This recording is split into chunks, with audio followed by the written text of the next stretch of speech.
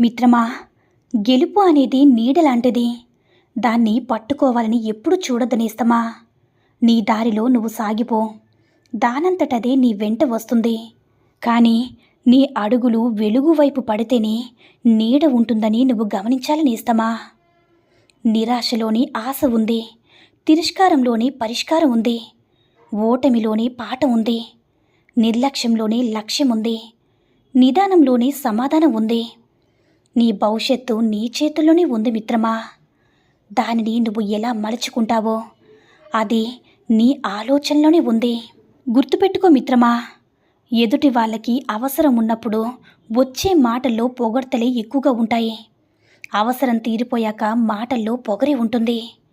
అందుకే పొగడ్తలకి లొంగకు పొంగకు మిత్రమా. తియ్యటి మాటల్లో విషం ఉంటుంది, కఠినమైన మాటల్లో నిజం ఉంటుందని తెలుసుకోనేస్తమా.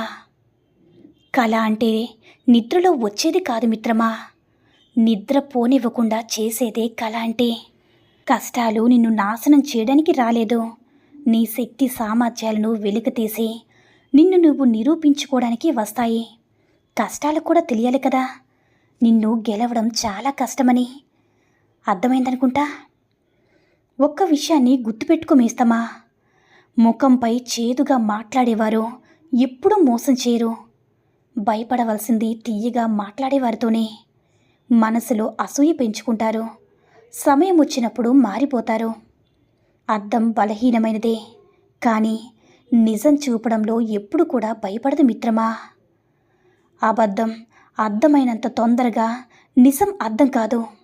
అందుకే అబద్ధం చెప్పేవారు మంచివారవుతున్నారు, నిజం చెప్పేవారు చెడ్డవారవుతున్నారు. అబద్ధాలు చెప్పేవాడు అద్దాల మేడలో ఉంటున్నాడు, నిజాలు చెప్పేవాడు నేల మీద ఉంటున్నాడు నేస్తమా. ఒక్క విషయాన్ని గుర్తించుకో, వెళ్ళిపోయే వాళ్ళకి ఎప్పుడు కూడా దారినివ్వాలి నేస్తమా. నువ్వు ఆపినంత మాత్రాన ఆగిపోరు కదా, వాళ్ళ ప్రపంచాలు వేరు. కొన్ని కొంతవరకే బాగుంటాయి, ఇంకొన్ని కొంతకాలమే తోడుంటాయి. అందంగా మాట్లాడడం ఒక కళ, అనవసరంగా మాట్లాడకుండా ఉండడం ఇంకా కూడా గొప్ప కళని తెలుసుకోనేస్తమా. మిత్రమా, తన వరకు వచ్చినప్పుడు మాత్రమే మనిషికి బాధంటే ఏంటో తెలుస్తుంది. అప్పటి వరకు కూడా ఎదుటివారి బాధ తేలిగ్గానే కనిపిస్తుంది. అనుభవానికి మించిన గుణపాఠం ఎక్కడ ఉంది మిత్రమా. ఈరోజు నిన్ను బాధ పెట్టినవారు రేపు నిన్ను ఖచ్చితంగా బాధ పెడతారని గుర్తుపెట్టుకునేస్తమా. మిత్రమా, ఎప్పుడూ అనుకోకు మన అనుకునే వాళ్ళందరూ మనతోనే ఉంటారని. రెక్కలొచ్చేంతవరకే పక్షి గూడును పట్టుకుని వేలాడేది. అలానే అవసరం ఉన్నంతసేపే అందరూ నేనున్నానంటూ వెంటొచ్చేది. ఒక్కసారి నీ అవసరం తీరితే నువ్వెవరో నేనెవరో కాదంటారా. తప్పు చేసి కూడా మాటలతో వాటిని కప్పిపుచ్చుకునేవాడు కొందరైతే, ఏ తప్పు చేయకపోయినా మౌనంగా శిక్ష అనుభవిస్తున్నవారు ఎందరో మన చుట్టూ ఉంటారు మిత్రమా. అర్థమైందనుకుంటా. ఒక్క విషయాన్ని గుర్తుపెట్టుకో, 100 తప్పులు చేసిన వారైనా మన్నించు, కానీ ఒక్కసారి మోసం చేసిన వారిని ఎప్పుడు కూడా క్షమించద్దు మిత్రమా. 100 తప్పులు చేసేవారైనా మారుతారేమో, కానీ మోసబుద్ధి ఉన్నవారు అస్సలు మారని నేస్తమా. అర్థమైందనుకుంటా. మిత్రమా, గెలిస్తే చప్పట్లు కొట్టే 10 చేతులు పక్కనుంటాయి, పదవి వస్తే నమస్కరించేందుకు ఎన్నో చేతులు ఉంటాయి. కానీ కష్టం వస్తే నీ కన్నీంటిని తుడవడానికి నీ 2 చేతులే ఉంటాయి. అందుకే నీ చుట్టూ ఉన్న మందిని నీ బలం అనుకోకో. నీ బలం ఎప్పుడు కూడా నీ 2 చేతుల్లో ఉందని మర్చిపోకు నేస్తమా. అర్థమైందనుకుంటా. శత్రువునైనా క్షమించే మంచితనం నీలో ఉండాలి, అది మంచిదే మిత్రమా. కానీ క్షమించాం కదా, మారిపోయి ఉంటారని మళ్ళీ వాళ్ళని చేరదీసి మోసపోకు.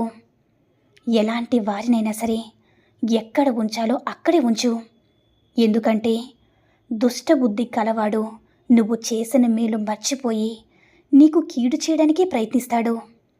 అందుకే ఎవరిని ఎక్కడ ఉంచాలో అక్కడే ఉంచాలి మిత్రమా.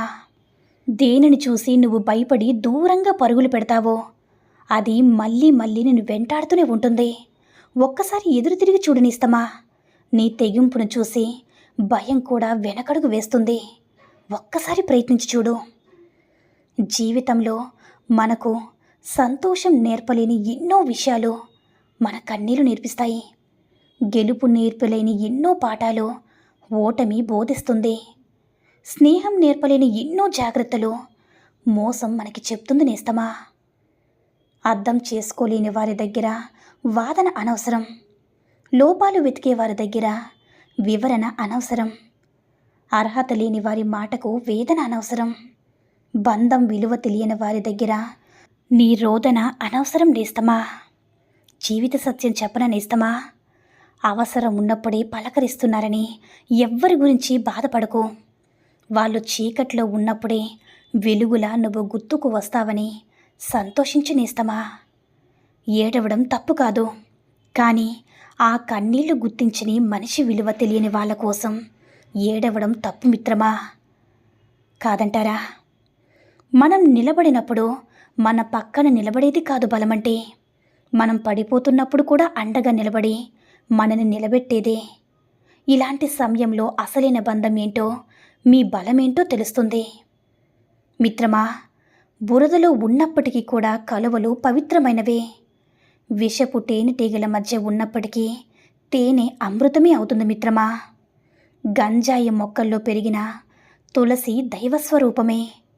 జీవిస్తున్న స్థలాన్ని బట్టి కాదు, చుట్టూ ఉండే జనాన్ని బట్టి ఎవ్వరిని అంచనా వేయకూడదు మిత్రమా. పరిస్థితులు ఎంత కఠినంగా ఉన్నా సరే మనకు మనలాగే ఉండడమే నిజమైన వ్యక్తిత్వం. అదే సదా ఆచరణీయం నేస్తమా. ఒక్క విషయాన్ని గుర్తుంచుకో మిత్రమా, తన వరకు వచ్చినప్పుడు మాత్రమే మనిషికి బాధ అంటే ఏంటో తెలుస్తుంది.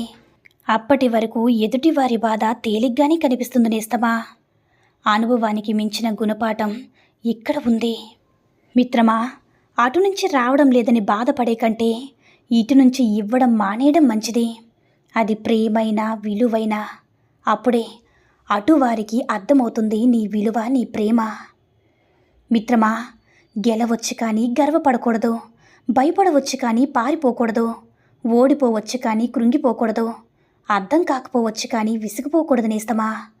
జీవితం అంటే అన్నీ ఉంటాయి, వాటిని తట్టుకొని నిలబడాలి కానీ భయపడి పారిపోకూడదు మిత్రమా. నేస్తమా, నిన్ను దూరం పెట్టాలనుకున్న అమ్మాయి చేసే మొదటి పని ఏంటో తెలుసా? ఒక అమ్మాయి నీతో గొడవపడ్డం ఆపేసి నువ్వు ఎక్కడ ఉన్నావో ఏం చేస్తున్నావో అని అడగడం కూడా మానేసిందంటే ఆమె నిన్ను దూరం పెడుతుందని అర్థం చేసుకోవాలి. అప్పుడే ఆ అమ్మాయికి నీపై ఎంత ఇష్టం ఉందో నువ్వు తెలుసుకోగలగాలి నేస్తమా. ఎవ్వరు కూడా నువ్వంటే ఇష్టం లేదని ముఖం మీద చెప్పరు. వారి ప్రవర్తన బట్టి, వారు మసులుకునే తీరు బట్టి నువ్వే గ్రహించుకోవాలి. ఎవరు ఎలాంటి వారో తెలుసుకుని జాగ్రత్తగా నీ జీవితాన్ని మలుచుకోవాలి. కాదంటారా? ఈ సూక్తుల్లో ఏ సూక్తి నచ్చిందో కామెంట్ చేయండి.